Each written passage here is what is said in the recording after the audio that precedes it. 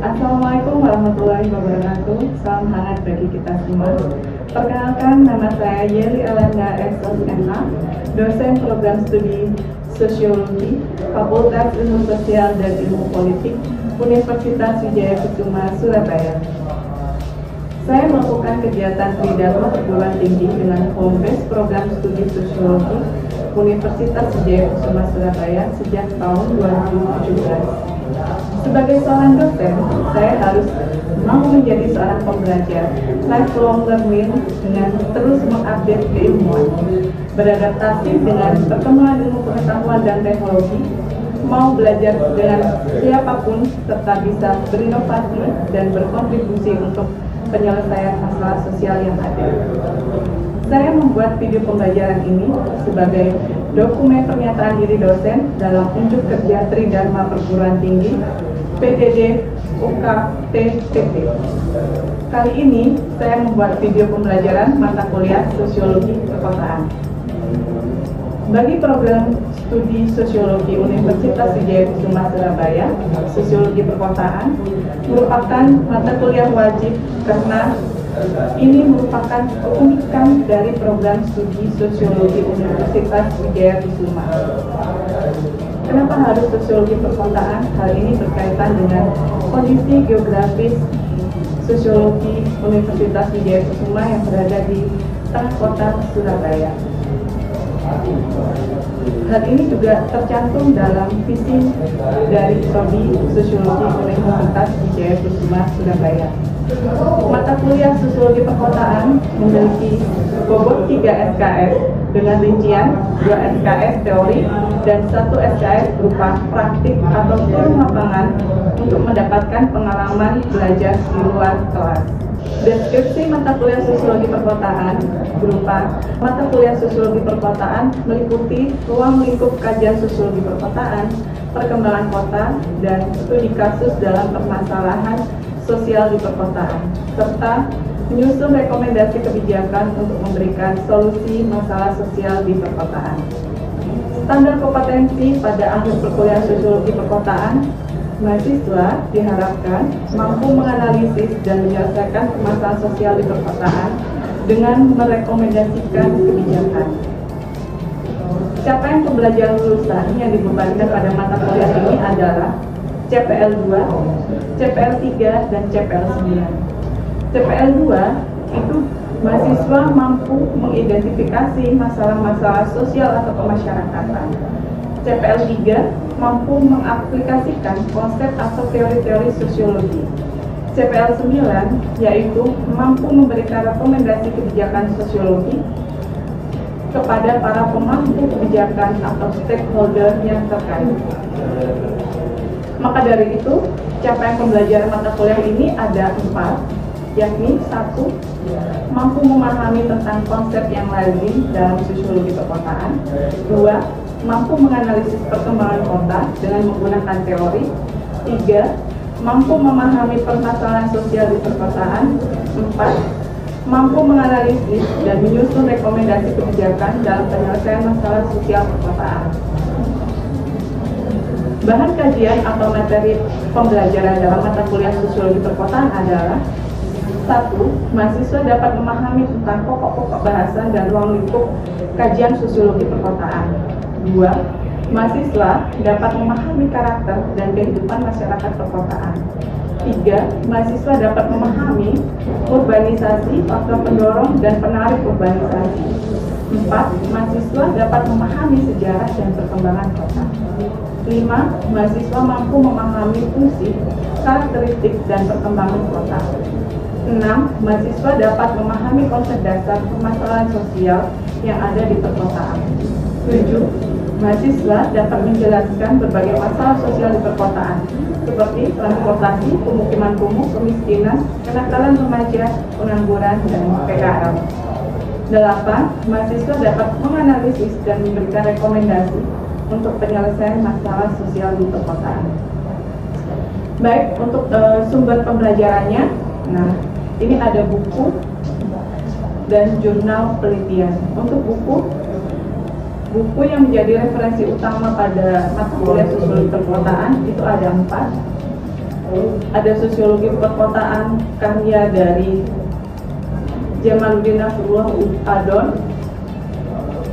Kartono Drajatri, Damsat dan Indrayani, Mansur Ilman Arif dan kawan-kawan. Serta satu buku pendukung itu ada karya Arifin Zainal Ahmad dan Lubis Hasanuddin. Ini berupa buku rantai sosiologi perkotaan.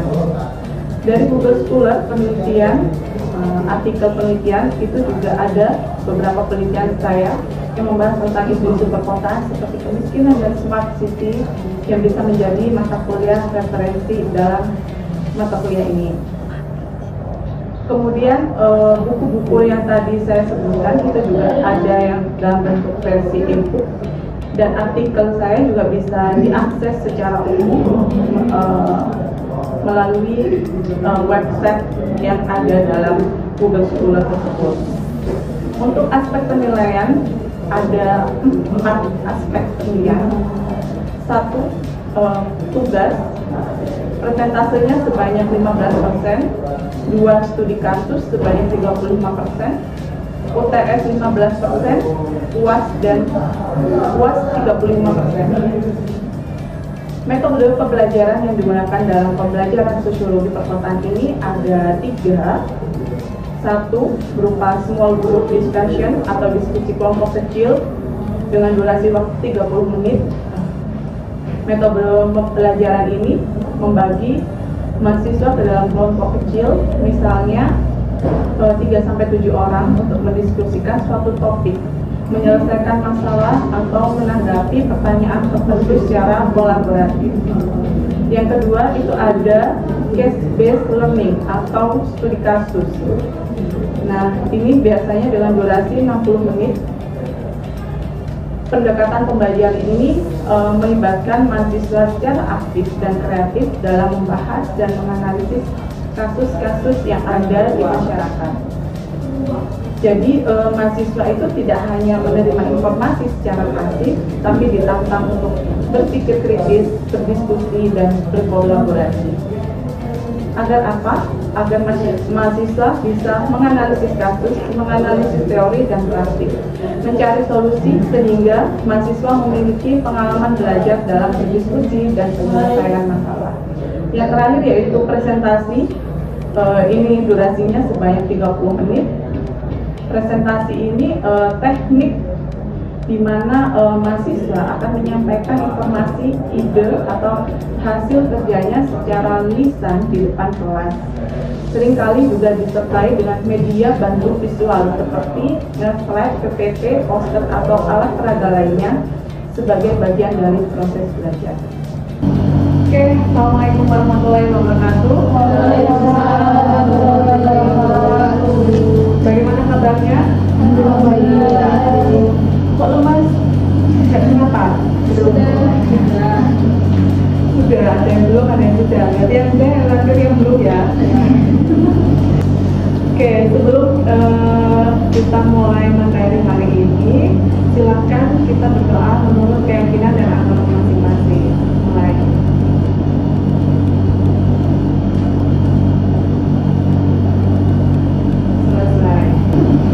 Oke, ini kita hari ini itu akan membahas tentang kota dan pemukiman kumuh.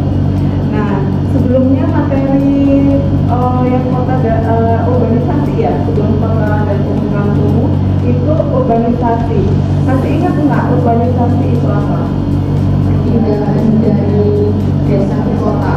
Perpindahan dari desa dan kota. Oke. Terus apa yang menyebabkan terjadinya urbanisasi? Ada yang tangan-tangan?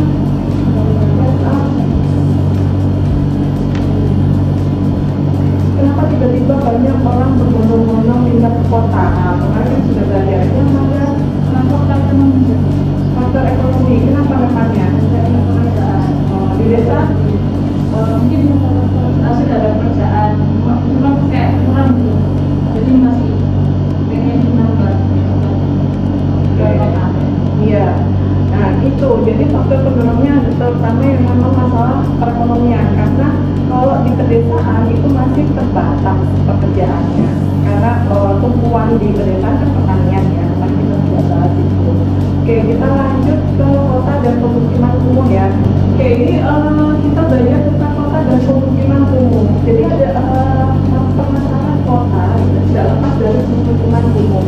Mungkin di beberapa kota di titik di kota Surabaya itu ada pemukiman kumuh. Nah, mungkin teman-teman ada yang sempat melihat di mana aja pemukiman kumuh. Nah, kita akan belajar tentang pemukiman kumuh. Seperti apa sih pemukiman kumuh ini? Nah, mungkin juga ada tergambar di sana ya. Kira-kira gambaran pemukiman kumuh di Surabaya ada nggak yang seperti ini? Pernah melihat ini? Pernah. Jadi ada 4 materi hari ini yang akan saya sampaikan. Pertama, kaitannya pemukiman kumuh dengan kemiskinan. Nah, minggu depan kita akan bahas tentang kemiskinan. Nanti kita kaitkan, gitu ya. Nah, hari ini kita bahas pemukimannya dulu. Kemudian yang kedua, itu pemukiman kumuhnya itu seperti apa sih gambarannya? Terus pemukiman yang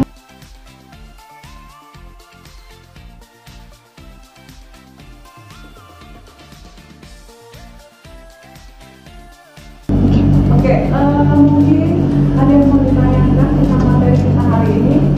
Izin bertanya, Bu. Silakan, silakan. Ya, tadi saya tertarik perihal lingkungan dan bagaimana ada pengaruh juga terhadap kemiskinan. Artinya ada sebuah garis penghubung.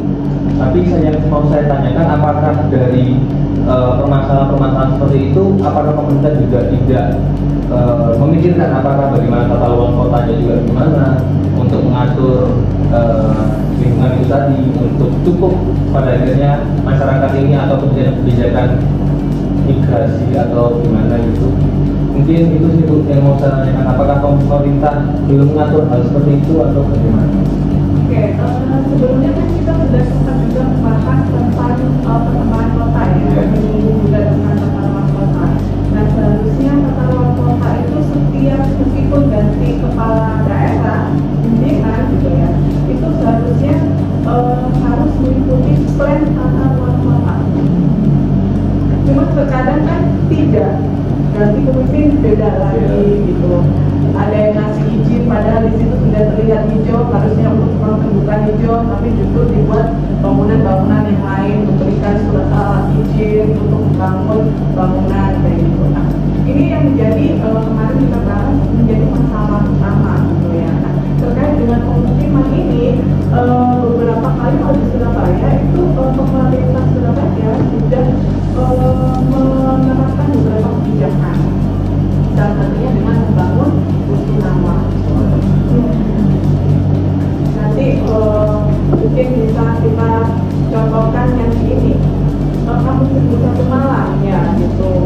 Nah itu juga mereka direlokasi ke rusunawa, tapi tidak hanya sekedar memindahkan sebetulnya masalah tentang pemukiman itu, tapi banyak sekitarnya akan mulainya sebetulnya kenapa muncul pemukiman itu kan urbanisasi dan kemiskinan.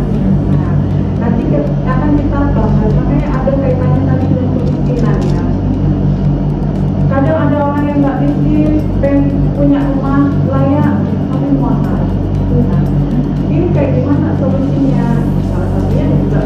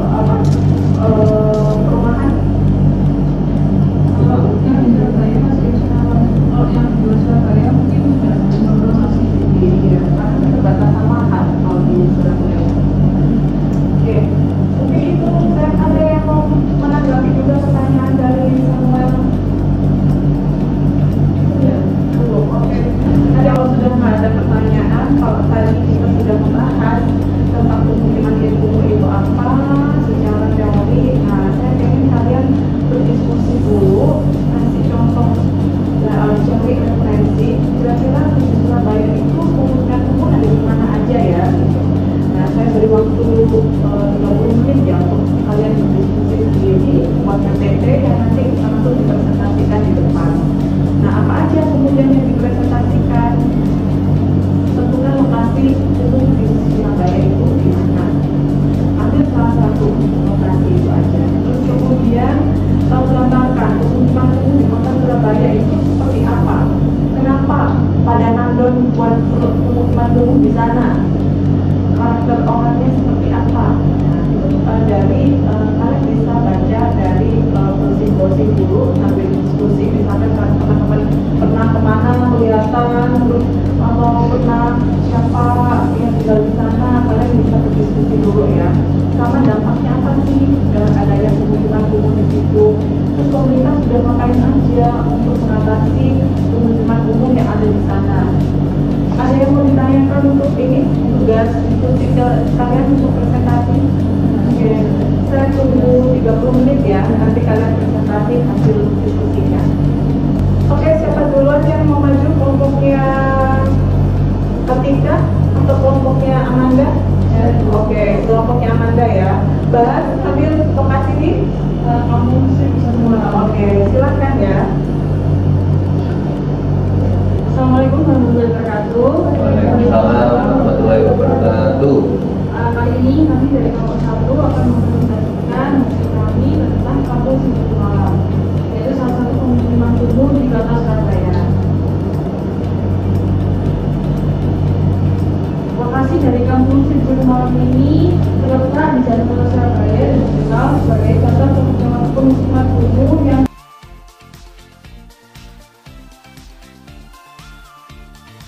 Oke, sekian teman-teman presentasi yang kita sampaikan. Mungkin dari teman-teman ada pertanyaan atau masukan, boleh silakan. Ini pertanyaan. Nah, apa yang bisa dilakukan untuk memperbaiki kondisi di kampung 1001 Malam? Tentunya masih dibutuhkan intervensi dari pemerintah dan organisasi non-pemerintahan untuk meningkatkan infrastruktur, kemudian memberikan fasilitas seperti rusun atau sebagainya, dan memberikan layanan kepada masyarakat yang tidak mampu. Bangunan yang ada di kampung Sibuk Malam itu bukannya kemarin atau sebelum kemarin? Sebelum kemarin, Apa yang menjadi faktor utama pertumbuhan kampung Sibuk Malam? faktor utama itu yang pasti masalah urbanisasi, karena kan kota Surabaya ini kota yang lumayan besar ya. Nah, jadi masyarakat itu berbondong-bondong untuk mencari lapangan pekerjaan ke Surabaya. Namun mereka tidak memiliki tempat tinggal yang layak, jadi mereka menggunakan dan bernaung di bawah kolong jembatan tadi. Mungkin izin menambahkan karena mungkin dari orang-orang yang tinggal di pemukiman ini kan pendapatannya tergolong kecil, jadi mereka itu berpikir kalau daripada kita beli rumah yang mahal, kita tinggal aja di tempat yang seadanya, nanti kebutuhannya atau uangnya itu dialokasikan ke kebutuhan yang lain. Itu sih yang membuat apa ya, kampung kumuh atau kawasan kumuh di Surabaya itu semakin banyak. Sekian, terima kasih. Wassalamualaikum warahmatullahi wabarakatuh. Baik, itu tadi presentasi dari kelompok 1. Terima kasih ya. Hasil diskusinya dari kelompok 1 bermanfaat. Kita jadi tahu bahwa ada namanya kampung Sibuk Malam sebagai kampung pemukiman kumuh. Kelihatannya kampung Sibuk Malam kayak judul Aladin ya? Iya. Nah, selanjutnya kelompok 2 ya. Ini kelompok 2 mengambil pemukiman kumuh di mana? Asapro. Oke, silakan presentasi untuk kelompok. Assalamualaikum warahmatullahi wabarakatuh. Selamat siang. Di sini kami dari kelompok 2 ingin mempresentasikan perihal pemukiman kumuh di Asapro. Di lokasi pemukiman kumuh ini terletak di sepanjang Sungai Asapro lokasinya, dan beberapa rumah warga.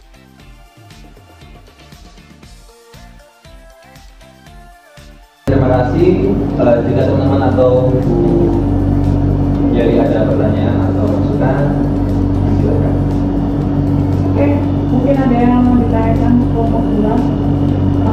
tidak, ini kan Semawa tadi di kolong jembatan. Nah, Semawa itu di pinggiran sungai. Nah, ada yang mau ditanyakan? Silakan.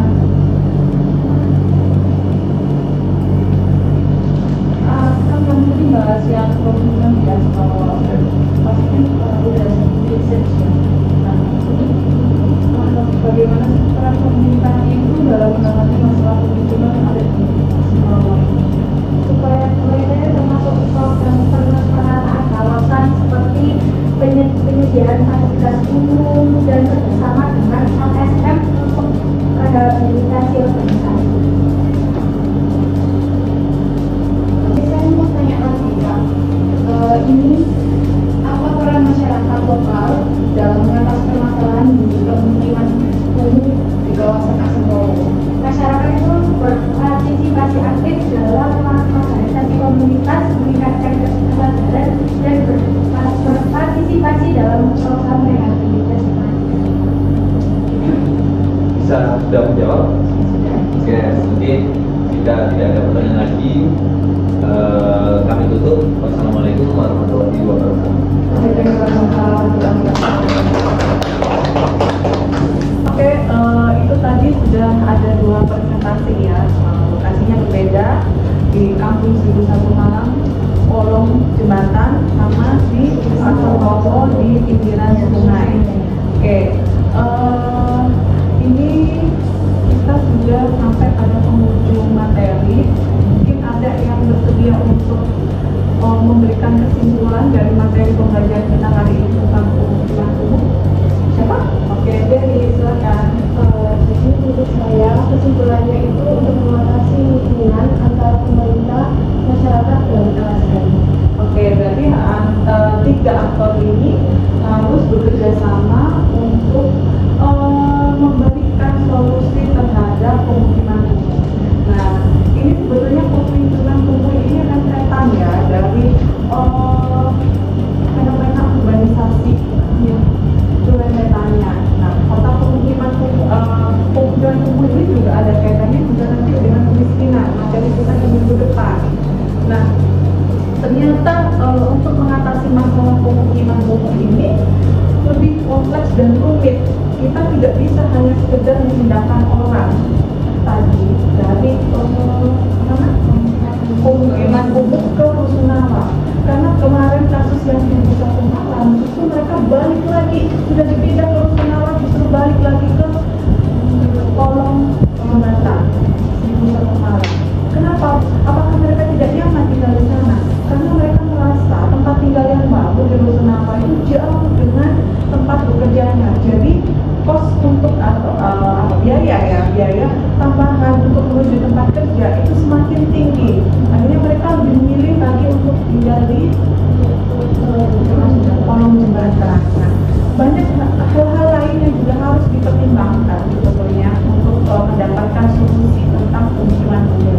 Oke, biar teman-teman juga tahu, kalau tadi kan dapat gambaran pemukiman umum hanya by data sekunder ya. Nah, coba teman-teman jalan-jalan nih, kalau tadi yang kamu bahas Kampung 1001 Malang, itu jalan-jalan ke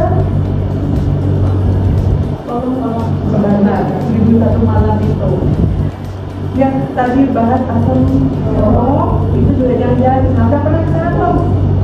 Sudah. Lewat dong. Nah, coba kalian observasi di sana, wawancara juga. Nanti kalian kaitkan dengan kemiskinan. Karena minggu depan kita akan membahas materi tentang kemiskinan. Jadi minggu depan kalian bisa sambil menceritakan hasil observasi dan wawancaranya. Itu ya, kalau tadi kan data sekunder, nah sekarang kalian bisa punya pengalaman juga opposite, kayak apa sih pemukiman umum itu. Jadi silakan jalan-jalan ya, nanti tugas pokok buat narasinya, kemudian minggu depan kalian presentasikan, ceritakan kepada kita semua. Itu ya, terima kasih. Mungkin sebelum kita tutup pertemuan kita hari ini, sebaiknya kita berdoa terlebih dahulu. Semoga apa yang kita pelajari hari ini bermanfaat bagi kita semua. Terima kasih. Selamat siang. Assalamualaikum warahmatullahi wabarakatuh. warahmatullahi wabarakatuh. Baik, itu tadi video pembelajaran mata kuliah Sosiologi Perkotaan sebagai dokumen pernyataan diri dosen dalam unjuk kerja Sri Dharma Perguruan Tinggi PDD UKT DW. Semoga ini bisa bermanfaat. Terima kasih atas perhatiannya. Assalamualaikum warahmatullahi wabarakatuh.